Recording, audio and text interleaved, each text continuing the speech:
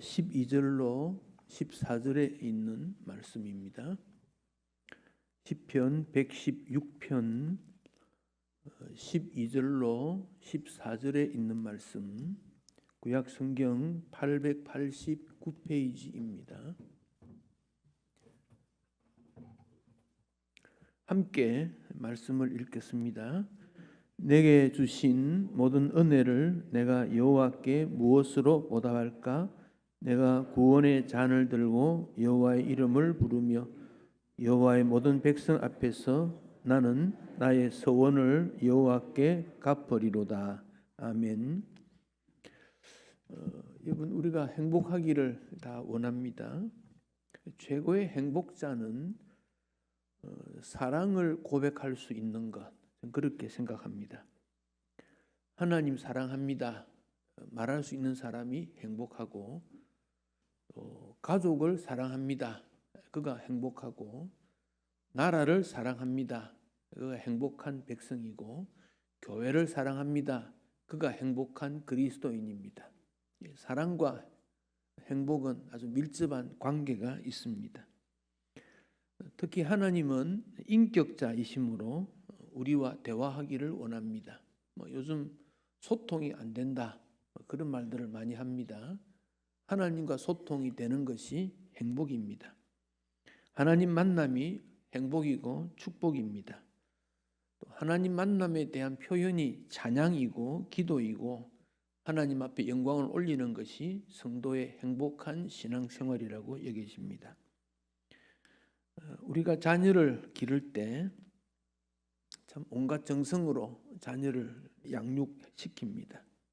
그런데 자녀가 부모에게 아무런 반응이 없다면 부모가 어떻게 생각하겠습니까? 아침에 일어났을 때 아빠, 엄마 편히 주무셨어요, 인사할 때 내 자녀구나, 그렇게 생각될 겁니다. 부모의 건강이 조금 안 좋을 때 자녀가 전화를 해서 오늘 건강 괜찮으세요?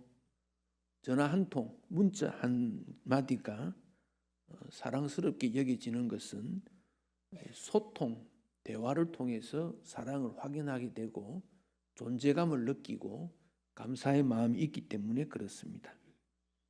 오늘 12절에 내게 주신 모든 은혜를 내가 여호와께 무엇으로 보답할까? 시인의 고백입니다. 즉 하나님 은혜 감사합니다, 그런 고백입니다. 그 은혜가 너무 크니까 무엇으로 어떻게 보답하면 될까요? 이런 마음을 하고 있습니다. 한 그릇에 밥을 먹고 난 다음에도 잘 먹었습니다, 감사합니다 표현할 때 먹는 사람 또 대접하는 사람 모두가 기쁘게 여긴 것과 똑같습니다. 부모에게 사랑과 은혜에 감사해요, 더 잘할게요, 그 자녀는 행복합니다. 우리가 주님 앞에 주님 은혜 어떻게 보답할까요? 고백하는 것이 기도고 찬양입니다. 추수감사절 때 왜 찬양을 합니까? 주님 은혜 감사합니다, 그것을 표현하는 겁니다. 오늘 이 시인은 감사와 찬양 올리는 것이 넉넉해서 많아서가 아닙니다. 편안하고 풍족해서도 아닙니다. 그가 고난 가운데 있습니다. 3절을 보십시다. 3절을 함께 읽겠습니다. 사망의 줄이 나를 두르고 스올의 고통이 내게 이르므로 내가 환난과 슬픔을 만났을 때. 사망의 줄, 사망이라고 쓰여져 있는 줄이 몸을 두르고 있다. 스올, 지옥이지요. 지옥의 고통이 이르렀다. 한마디로 죽을 지경이다, 그런 말씀입니다. 무덤 앞까지 내려갔다는 겁니다. 환난과 슬픔을 만났다고 고백하고 있습니다. 그런데 그 고난을 당한 다음에 이 시인은 성숙해져 가는 것을 보게 됩니다. 그동안 내가 잘해서 잘 이루었다, 그렇게 생각되었는데 고난을 당했더니 하나님의 은혜가 크다는 것을 깨닫게 됩니다. 사망의 줄이 나를 두르면 자유로울 수 있겠습니까? 마음대로 행동할 수 있겠습니까? 자유와 건강이 있다는 것 얼마나 기쁜지 모릅니다. 여러분, 몸이 아파서 지하철을 타지 못한다, 버스를 타지 못한다, 움직일 수가 없다. 이 얼마나 고통스럽겠습니까? 지금 그런 가운데 시인은 있다는 것입니다. 그런데 시인이 2절에서 이렇게 고백하고 있습니다. 2절을 읽겠습니다. 그의 귀를 내게 기울이셨으므로 내가 평생에 기도하리로다. 우리 하나님께서 시인을 내려다보고 있었다는 겁니다. 내 형편을 누가 알아주겠는가라고 생각했는데 주님께서 귀를 기울이고 있더라, 그런 말입니다. 근데 1절에는 보면 내 음성과 내 간구를 들으심으로, 즉 기도했다 하는 점을 알게 됩니다. 기도를 통해서 나의 아픔을 주님 앞에 올려드렸다는 겁니다. 여러분, 지난 한 주간 기도했습니다마는 기도는 우리가 평생 하나님 앞에 해야 되고 할 수 있는 겁니다. 기도를 통해서 하나님을 만나야 됩니다. 특히 어려울 때, 힘들 때. 근데 어렵고 힘들면 기도도 잘 되지 않습니다. 그래서 의도적으로 해야 됩니다. 습관화되어야 됩니다. 기도를 통해서 하나님 앞에 기도했더니 하나님이 귀를 기울이셨더라. 그래서 그는 평생 하나님 앞에 기도하겠다, 그렇게 말하고 있습니다. 기도는 나 자신을 그대로 주님 앞에 내놓는 겁니다. 그 체면이라는 게 있으면 기도가 안 됩니다. 우리가 어떤 짧은 지식, 조금 가진 재물, 명예, 나의 자존심, 교만, 이런 거 있으면 기도가 안 됩니다. 다 내어놓습니다. 다 내어놓습니다. 내 속마음을 다 내려놔야 됩니다. 그래야 기도가 이루어지게 됩니다. 예수님께서 바리새인들을 왜 책망하셨습니까? 그들의 지식, 전통, 명예, 이런 것들이 가득해서 주 하나님이 그들의 마음에 있을 수가 없었습니다. 하나님 앞에 체면 차리고 폼 잡고 하나님은 그걸 원치 않았기 때문에 그렇습니다. 형식적이라고 책망했습니다. 거칠에만 모습을 갖추었다고 얼마나 책망했는지 모릅니다. 기도할 수 있다는 것은 하나님을 향하여 찬양하는 마음이고 존귀 여기는 마음이고 감사가 담겨질 때입니다. 주님, 내 모습 아시지요? 내 마음에 있는 거짓 불의도 내려놓게 되고 탄식, 절망도 내려놓는 것입니다. 하나님은 머리에서부터 발끝까지, 우리 눈에는 보이지 않는 오장육부까지 주님은 다 아신다는 겁니다. 그러므로 나를 인도하시고 이끌어 주신다. 거기서 바로 시인은 감사를 찾고 있습니다. 여러분, 기도를 왜 합니까? 하나님을 생각하기 때문에 그렇습니다. 기도하면 하나님이 생각납니다. 기억에 됩니다. 하나님 말씀이 떠오릅니다. 하나님의 사랑, 능력, 전능하심, 모든 것이 생각납니다. 기도하지 않으면 하나님을 잊어버리게 됩니다. 시편 116편 5절, 시인은 하나님을 어떻게 생각하고 있는지를 말씀하고 있습니다. 5절을 같이 읽겠습니다. 여호와는 은혜로우시며 의로우시며 우리 하나님은 긍휼이 많으시도다. 은혜롭고 의롭고 긍휼하신 분, 하나님에 대한 인식을 이렇게 가지고 있습니다. 그 주님이 은혜로우니까 우리도 은혜를 베풀어야 되고, 그 주님이 의롭기 때문에 우리도 의롭게 살아야 되고, 그 하나님이 긍휼하시기 때문에 우리도 긍휼의 마음으로 살아가게 되는 것입니다. 내가 여기까지, 지금까지 살아온 것은 하나님의 은혜요, 긍휼이구나. 언제 깨닫습니까? 기도하니까 깨달아지더라는 겁니다. 기도하기 전에는 하나님을 생각하지 않기 때문에 깨달아지지 않았습니다. 그런데 주님, 내가 이 시간 기도하겠습니다. 기도하려고 하나님 앞에 앉았더니 하나님의 은혜가 깨달아지는 겁니다. 긍휼하심이 깨달아지는 겁니다. 기도할 때 그렇습니다. 그 기도를 통해서 우리는 감사를 하나님 앞에 표현합니다. 우리가 하나님 앞에 감사한다는 것은 지난 추억이 있다는 겁니다. 신앙생활은 하나님 앞에 추억 만들기다. 저는 그렇게도 생각합니다. 어려울 때 주님이 어떻게 나를 인도해 주셨고, 슬플 때 어떻게 인도해 주셨고, 힘들 때 어떻게 인도해 주셨는가 추억하는 겁니다. 거기에서부터 감사가 나오게 됩니다. 그래서 생각한다는 영어 sing에서 감사한다는 영어 sing 나왔다 그러지 않습니까? 생각에서부터 감사가 나옵니다. 여러분 카톡에서 여러분 동료들과 대화를 많이 나누시지요? 저도 동료 친구들과 카톡 나눈 게 있습니다. 어느 날 친구가 글을 남겼습니다. 오늘은 아버지가 별세하신 지 1년이 되었습니다. 1년 전 아버지가 힘들었고 어떻게 세상을 떠났는지 생각이 떠오르고 그립습니다. 마음이 울적합니다. 그러니까 또 한 친구가 글을 올립니다. 내 어머니는 몹시 편찮으십니다. 직접 찾아뵙지도 못하고 마음이 울적합니다. 그러니까 한마디 두마디 부모에 대한 추억들의 글을 올리기 시작합니다. 그래서 한 친구가 이런 글을 올렸습니다. 여러분은 참 행복합니다. 어머니에 대한 추억이 있기 때문에 그렇습니다. 나는 어머니를 생각하려고 해도 내 어머니가 어떤 분인지 떠오르지가 않습니다. 왜냐하면 내가 2살 되기 전에 어머니가 별세했기 때문입니다. 그러니까 또 다른 반응들이 올라옵니다. 아, 나는 행복하군요. 그래도 부모님이 아직 살아계시니까 오늘 부모님과 추억을 또 하나 만들어야 되겠습니다. 감사라는 것은 추억에서부터 나옵니다. 아버지께 감사하는 것은 아버지에 대한 추억이 있기 때문에 그렇습니다. 어머니에 대한 감사는 어머니에 대한 추억이 있다는 겁니다. 아내에 대한 감사는 아내에 대한 추억이 있고 남편에 대한 감사는 남편에 대한 추억이 있습니다.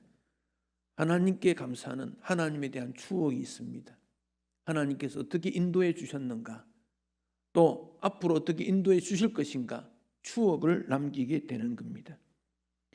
감사라는 것은 삶의 의미를 또한 깨닫게 됩니다. 내 현실은 왜 이럴까? 이렇게밖에 될 수 없을까? 단식한다면 감사가 나오지 않습니다.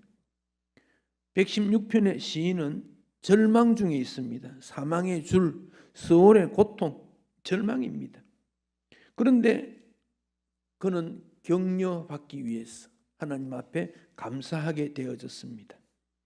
7절 말씀 같이 한번 읽겠습니다. 내 영혼아 네 편안함으로 돌아갈지어다. 여호와께서 너를 후대하심이로다. 자기가 자기 영혼에게 말합니다. 왜 그렇게 실망하니? 무엇 때문에 낙심하니? 왜 불안하니? 왜 우울하니? 하나님의 평안이 있음을 생각하라는 겁니다. 하나님의 평안을 마음속에 모시라는 겁니다. 주 여호와 하나님은 너를 후대하신다. 끝까지 돌봐주시고 은혜를 베풀어 주는 것이 아니냐. 돌아보면 하나님의 인도로 우리는 여기까지 왔습니다. 그러므로 하나님을 찬양할 수 있습니다. 환경이나 조건 때문이 아닙니다. 하나님의 나를 인도해 주신 추억들, 기억들, 거기에서부터 감사가 나오게 됩니다. 하나님은 나를 죄 가운데 구원해 주셨습니다. 여기까지 인도해 주셨습니다. 그러므로 감사할 수 있습니다. 그래서 신앙은 자신을 스스로 격려할 수 있습니다. 자신을 격려하는 것이 신앙의 좋은 태도이기도 합니다. 자신을 격려하면 믿음이 성장하게도 됩니다. 앞으로 나는 이렇게 살겠다 선포하고 하나님 앞에 감사하는 것도 신앙이 성장하게 됩니다. 감사를 잃어버리면 마음이 우울해집니다. 바깥으로 나아갈 수가 없습니다. 마음이 힘들어도 감사하게 되면 치유가 이루어지게 됩니다. 몸이 아플 때 감사할 필요가 있습니다. 건강할 때가 있었기 때문에 그렇습니다. 물질이 없을 때 감사할 거리를 찾으면 더 하나님 앞에 감사할 것이 많습니다. 치유 회복은 하나님의 긍휼하심인데 하나님께 감사할 때 진정한 치유와 회복이 일어나기 때문에 그렇습니다. 감사하면 나의 삶의 의미를 찾게 됩니다. 삶의 의미가 없기 때문에 절망감에 빠집니다. 내가 무엇 때문에 살아야 되지? 모른다면 절망할 수밖에 없습니다. 그러나 내가 왜 지금 살아야 되는가? 해야 될 일이 무엇인가? 알게 되면 역동성을 가지게 됩니다. 여러분, 아침에 일어났을 때 하나님 앞에 감사하시기 바랍니다. 지난밤 잠들었을 때 하나님께서 나를 데려가지 않고 새로운 하루를 허락해 주셨기 때문에 그렇습니다. 오늘 하루 새 생명 주셨으니 보람 있게 살겠습니다. 그게 아침의 기도입니다. 식사를 할 때 주님 식사할 수 있는 마음, 식욕을 주셨군요. 음식도 잘 소화되게 하시고 이게 감사 기도입니다. 예배드리러 주님 앞에 나왔을 때 주의 날에 마음을 다하여 주님 앞에 나왔으니 감사합니다. 예배 드리는 것이 감사합니다. 예배 드릴 수 없는 형편이 많이 있습니다. 그것도 가족이 함께, 부부가 함께 주님 앞에 나오는 것은 감사합니다. 그렇지 못한 경우가 많습니다. 감사는 내 삶의 의미를 알게 됩니다. 감사하지 못하면 그냥 물 흐르듯이 인생은 흘러갈 수밖에 없습니다. 시인은 17절에서 감사의 결론을 이렇게 말하고 있습니다. 17절 같이 한번 읽겠습니다. 내가 주께 감사제를 드리고 여호와의 이름을 부르리이다. 감사제, 감사의 예배라는 겁니다. 감사의 예배. 우리가 농사는 하지 않습니다. 그렇지만 지금까지 올 한 해 지켜주신 하나님 앞에 감사하는 것은 지극히 당연한 일입니다. 여러분, 감사는 하나님과의 추억이고 사랑하는 사람과의 추억입니다. 감사 예배는 추억을 회복하게 되는 겁니다. 여러분은 하나님과 어떤 추억을 가지고 있습니까? 어떤 감사의 고백이 여러분에게 있습니까? 우리 김성민 장로님이 건강이 좋지 못해 예배 출석 안 하지만 김성민 장로님은 추수감사 절기헌금을 1년 동안 모읍니다. 제가 알고 있습니다. 1월 달부터 매달 감사를 모읍니다. 그리고 추수감사헌금을 했습니다. 감사의 개념을 1년을 모아서 하는 것이라 그렇게 해석했던 분이 김성민 장로님입니다. 그냥 호주머니에 있는 거 이거밖에 없네. 그게 아닙니다. 1년 동안 주님이 주신 은혜를 모으는 겁니다. 그게 감사의 태도입니다. 기도의 응답, 복음 전하다가 조롱받고 비판받았던 경험들, 내 전도를 통해 이웃이 변화되었던 것, 이 모든 것이 감사의 추억거리입니다. 어린아이가 어느 날 아빠에게 말했습니다. 아빠, 오늘 같이 놀아줘. 아빠가 대답합니다. 예, 지금 바빠. 나중에 해. 초등학생이 된 아들이 아빠에게 말합니다. 아빠, 함께 축구해요. 아빠가 말합니다. 예, 너무 시간이 없어. 나중에 해. 대학생 된 아들이 아빠에게 말합니다. 아빠, 함께 여행하면 어때요? 아빠가 말합니다. 아들아, 쉴 틈이 없구나. 나중에. 아들의 함께 하자는 것에 답변은 나중이었습니다. 세월이 흘러서 아들이 아버지가 되고 그 아버지는 노인이 되었습니다. 은퇴하신 아버지가 시간이 조금 남으니까 아들에게 전화를 했습니다. 아들아, 만날 수 있니? 식사 한번 하자. 아들이 말합니다. 아버지, 나 지금 너무 바빠요. 나중에 해요. 그 아빠와 아들은 한 번도 함께하는 시간 가지지를 못했습니다. 바쁘다고 사랑할 사람을 사랑치 못하고, 바쁘다고 만나야 될 사람 만나지 못하고, 바쁘다고 감사해야 될 사람에게 감사하지 못한다면 평생 그냥 지나가게 되는 겁니다. 사랑하는 성도 여러분, 자녀를 만나서 함께 식사하십시오. 아내에게, 남편에게 함께 있어서 고맙다 말할 수 있기 바랍니다. 얼마나 힘들어서 위로할 때 추억이 남게 됩니다. 우리가 하나님 앞에 섰을 때 주님, 하나님 앞에 설 수 있도록 인도해 주셨으니 감사합니다. 저는 몰랐는데 하나님이 나를 도우셨고 여기까지 인도해 주셨거든요. 감사합니다. 이 고백은 사랑과 인도의 추억이 있다는 말입니다. 가족 카톡방에 여러분이 깨달은 하나님 말씀을 올릴 수 있고 가족들을 축복하시기 바랍니다. 너 있기 때문에 나는 행복하다. 오늘도 건강해라. 응답하지 않는 가족이라도 계속 좋은 경고의 권면의 말을 올리면 가족들, 자녀들이 응답할 것입니다. 사랑의 대화가 감사의 열매로 맺기 때문에 그렇습니다. 시인은 오늘 읽었던 본문, 내가 주신 모든 은혜를 내가 여호와께 무엇으로 보답할까? 주님 돌아보니 주님이 베푸신 은혜가 너무 큽니다. 이 은혜를 어떻게 갚을까요? 감사의 은혜를 베풀고 싶다는 것입니다.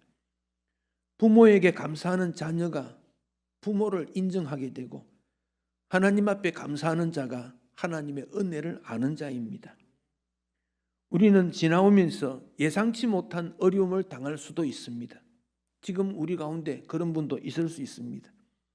슬픔도 경험하고 불행도 경험합니다. 소리치지 않으면 안 되는 아픔도 있습니다.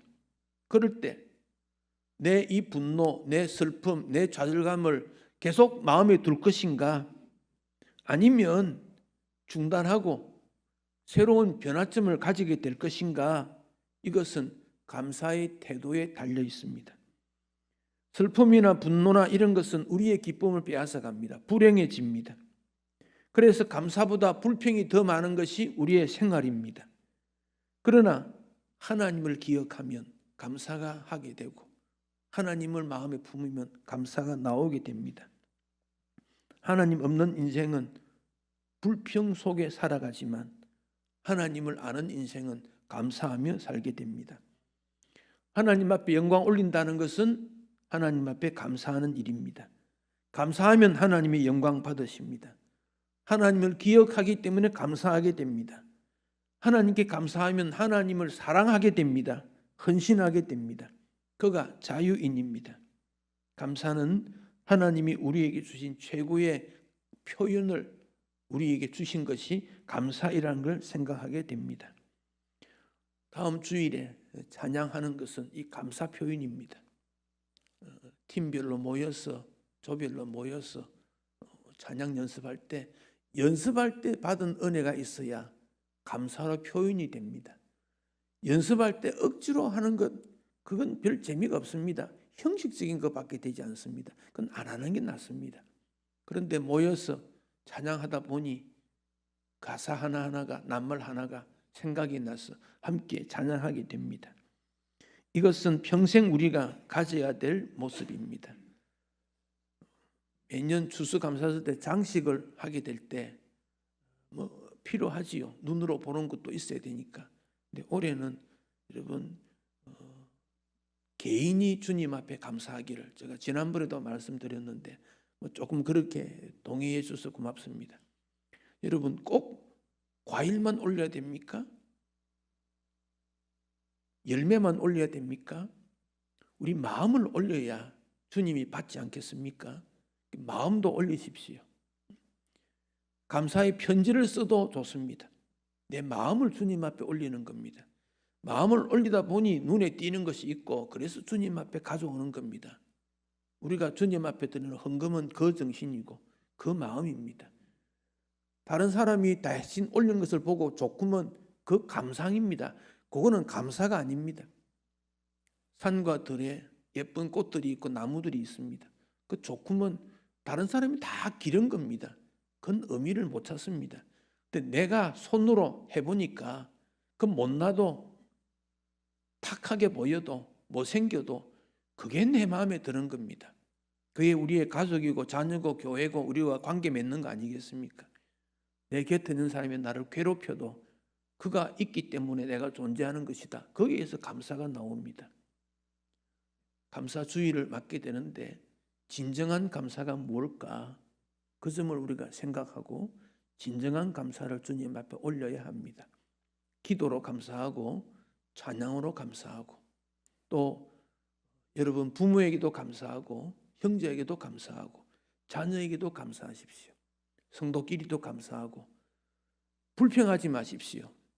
잘못한 것 자꾸 찾으면 끝도 없습니다. 그러나 잘한 것 찾으면 많이 찾을 수 있습니다. 감사의 마음이기 때문에 그렇습니다. 주님이 뭘 받으시겠습니까? 불평하면서 감사한 것 올리는 거 받겠습니까? 저 같으면 안 받겠습니다. 그런데 그런 가운데서도 주님 이것이 정말 감사이군요. 그걸 주님이 받는 거 아니겠습니까? 그것을 주님 앞에 올리는 겁니다. 그게 내 마음이고 헌신이고 예물입니다. 시인은 내게 주신 모든 은혜를 내가 여호와께 무엇으로 보답할까? 이렇게 답변하고 있습니다. 내가 구원의 잔을 들고 여호와의 이름을 부르며 여호와의 모든 백성 앞에서 나의 서원을 갚겠다. 이게 시인의 감사입니다. 이번 추수감사절 때 이런 감사를 올리면 좋겠습니다. 여러분 생애 중에 최고의 감사를 올려드리십시오. 이번 감사는 최고의 감사다. 또 나에게 감사할 수 있는 기회가 없다고 할지라도 후회하지 않을 만큼 최선을 다해서 하나님 앞에 감사하십시오. 주님 받으시는 감사가 되리라 확신합니다.